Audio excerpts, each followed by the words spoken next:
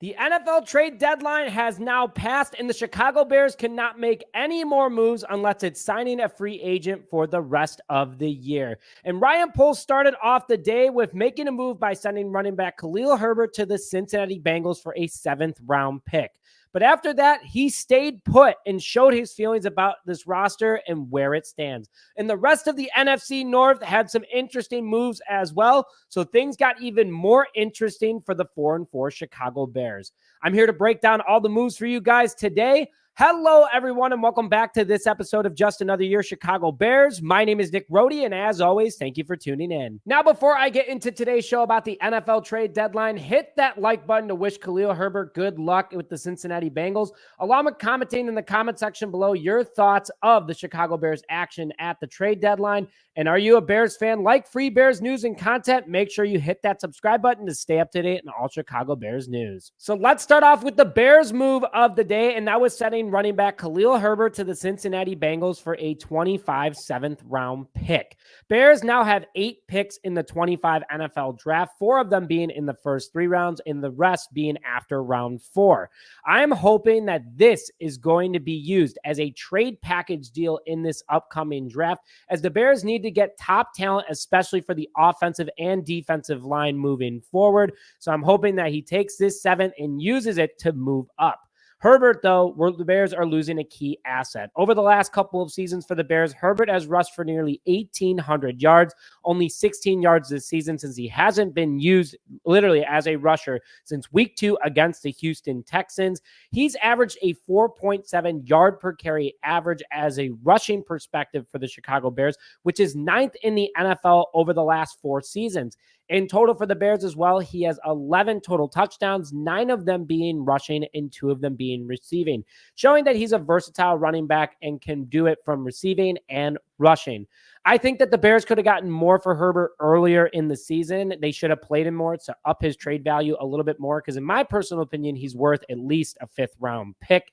And if he wasn't a part of the plans this year, they should have shipped him off during the offseason as well. I mean, they tried him in the preseason. He was a good team locker room guy, but at the end of the day, he wasn't drafted by Ryan Poles. And you know how GMs work in the NFL. They usually just stick with their guys. Well, that's absolutely what Ryan Poles did here and shipped him off, because now all the Bears running backs and DeAndre Swift, Rashawn Johnson, and Travis Homer are all Ryan Poles guys that he brought in. I'm excited for Khalil Herbert and his opportunity with the Cincinnati Bengals. The one thing about Herbert that I think hurt his trade value as well is that he cannot block. He's too small. He's proven that he can't take on the bigger defenders, and it just isn't working out for the Chicago Bears, at least wanting him in their game plan. So the Bears move on from Herbert. They get a 2nd-round pick. I'm wishing him the best of luck with the Cincinnati Bengals, because he's a great teammate and a great guy to have on your team. Now, that was the Bears' only move, but the NFC North had a lot of moves today. Each team had a move that impacted them before the trade deadline, whether it made them better or worse, and some of them might shock you. So the first NFC North trade that I'm going to go through is that the Lions acquired an edge, and that was Za'Darius Smith from the Cleveland Browns. The edge who was dealt to the Lions to fill in for Aiden Hutchinson, who's out for the rest of the year. When I first saw this pop up on my Twitter feed, I was like, oh man, they traded with the Browns. They got Myles Garrett. Za'Darius Smith is a good edge, but thank goodness that it's not Myles Garrett. The trade for Smith was Smith in a 26 7th was sent to the Lions, and the Browns got a 25 5th and a 26 6th-round pick. Honestly, heck of a deal for the Lions, especially with what Smith can do on the field.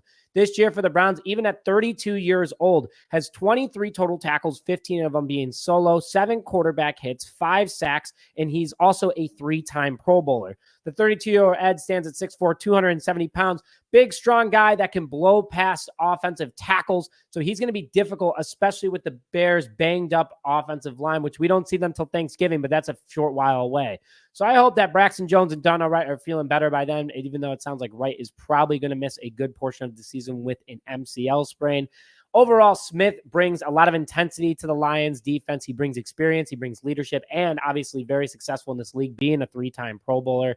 This was the Lions' Darrell Taylor trade, who the Bears honestly got a better deal out of it. Much younger edge, performing at a high level as well. But Smith is a solid edge for the Detroit Lions for this upcoming season, and someone that the Bears have to game plan for moving forward. Now, before I get more into the NFC North details for the rest of the trades that went down, I would like to thank today's sponsor, Via. You can unlock the power of nature with Via's organic and vegan hemp products, perfect for relaxation and juvenization. They have also zero THC products. If THC isn't for you, you can take advantage of their CBD line, which products are designed for sleep, focus, and energy that will keep you glowing all year long. Their products range from 0 to 100 milligrams of THC, so these guys have you covered for all different scenarios.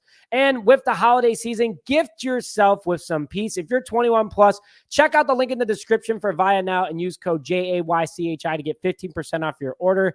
After your purchase, they'll ask you if you heard about them. Please select Just Another Year, and please support the show and also Via by getting Via today. Let's go into the Packers trade, which they traded away one of their starters, and that was Preston Smith, who now is with the Pittsburgh Steelers.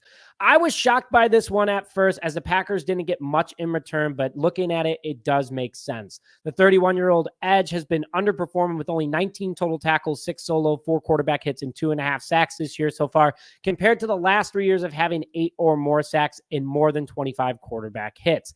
Packers get a 7th round pick from the Steelers for the veteran, and the Steelers have been busy. Remember, Justin Fields is over there, and the Steelers are being aggressive because they also went out and got wide receiver Mike Williams from the Jets.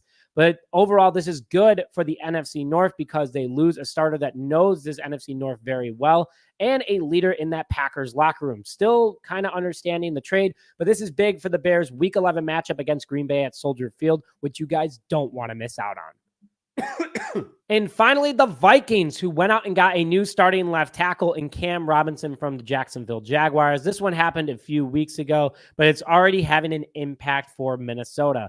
The Vikings gave up a 2026 conditional 7th round pick, which is an absolute steal for a starting left tackle with experience, who's already had a really big impact on the Minnesota Vikings.